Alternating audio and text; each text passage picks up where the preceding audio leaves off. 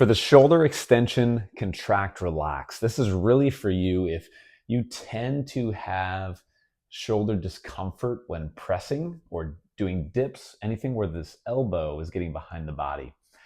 What I want to show you here is super important to the success of this stretch, but also the success of you pressing from an efficient position. If you watch my shoulder, as I let my elbow come back behind my body, my shoulder stays back and in place. You can kind of picture how all of this here is getting lengthened as I come back. What you want to avoid in this stretch and in pressing or dipping motions is letting the whole shoulder tip forward. So you see this as my elbow comes back, you can imagine my shoulder blade that rests on my rib cage starts to tip forward. And what ends up happening is this musculature stays shortened. I'm not truly getting that stretch like I want. Typically, these movements are to work your chest, right? So we want lengthening of those tissues and shortening of those tissues.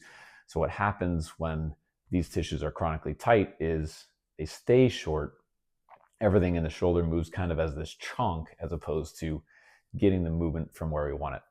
So all I have to say is as we go into this stretch position, we're using a wall as a anchor, and I'm going to slowly let my body push into that stretch, but I want to make sure that I'm not reinforcing this position that I may likely be in already.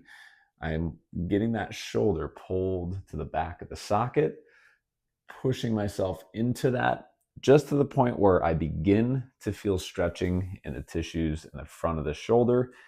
I'm going to hold that position and then build up a push into the wall, starting at about 10% effort, building up to maybe 20% effort, and holding that for about 10 seconds.